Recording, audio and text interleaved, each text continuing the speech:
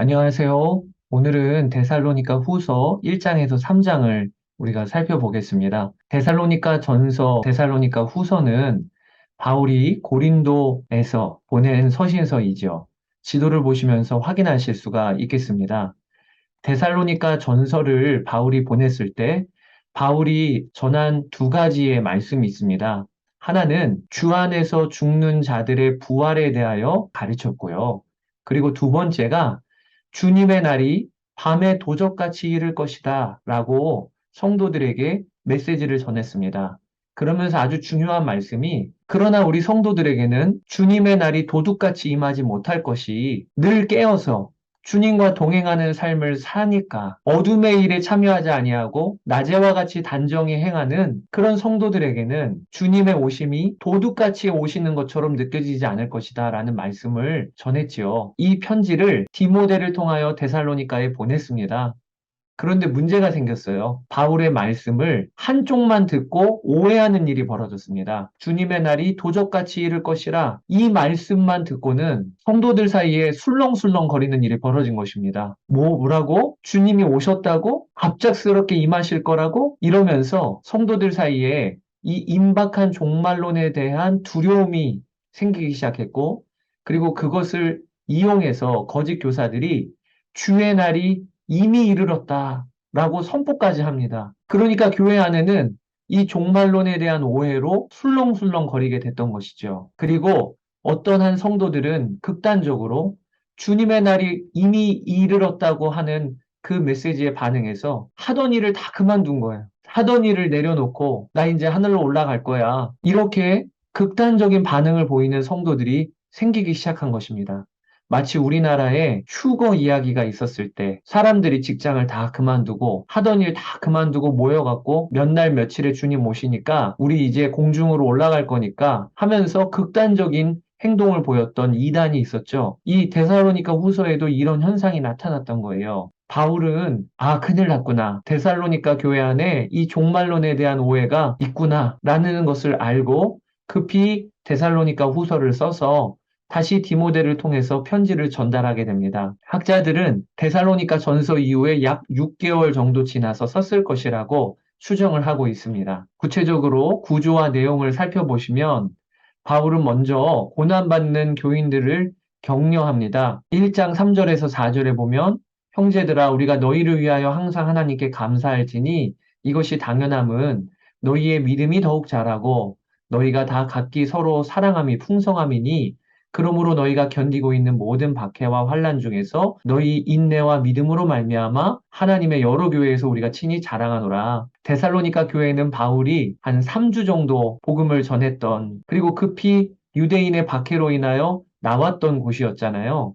그리고 남아있는 성도들은 유대인들로 인하여 많은 괴로움과 어려움을 당하고 있었습니다. 그럼에도 불구하고 그들은 인내하고 믿음을 지키며 또 그런 와중에서도 서로 사랑하는 교회였어요. 그러니 데살로니가 교회가 바울에게 있어서는 자랑스러운 교회였죠. 그렇게 다시 인사를 하고 있는 것입니다.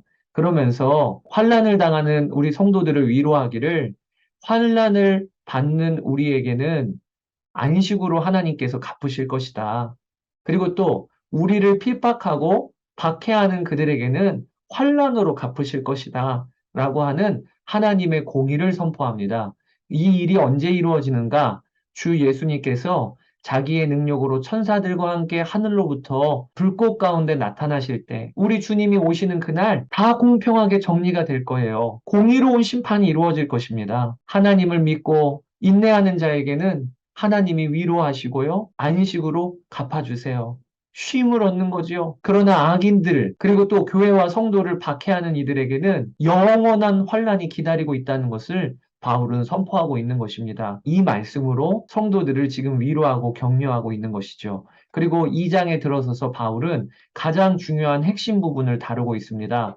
그것이 지금 데살로니가 교회 교인들이 오해하고 있는 것이 주의 날이 이미 이르렀다라고 하는 거짓 소문에 지금 휘둘리고 있는 거예요. 2장 1절, 2절을 보시면 형제들아 우리가 너희에게 구하는 것은 우리 주 예수 그리스도의 강림하심과 또 주님이 오실 때 우리가 그 앞에 모이게 될 것인데 이 일에 대하여 영으로나 또는 말로나 또는 우리에게서 받았다 하는 편지로나 거짓 교사들이 거짓을 행하고 있는 거죠. 바울이 편지를 이렇게 보냈어요. 이런 식으로요.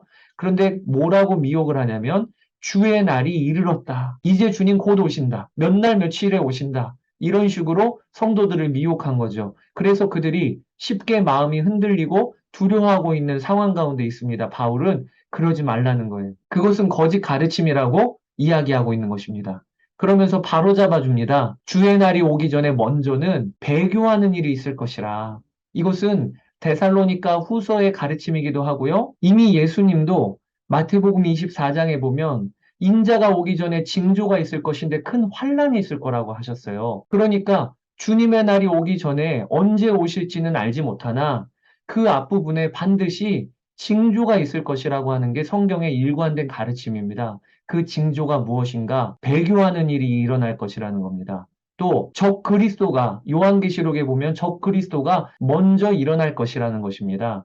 그게 데살로니가 후서에서도 기록되어져 있어요. 저 불법의 사람 곧 멸망의 아들이 나타나기 전에는 그날이 이르지 아니하리니 이 불법의 사람 멸망의 아들 누구인지는 학자들마다 해석이 다르죠. 어떤 특정한 인물일 수도 있고 아니면 하나님을 대적하는 악한 무리의 총칭이라고도 볼 수가 있지요. 적그리스도라는 것입니다. 이 멸망의 징조와 함께 주 예수님이 도적같이 오신다는 것을 바울은 다시 한번 성도들한테 가르치고 있는 것입니다.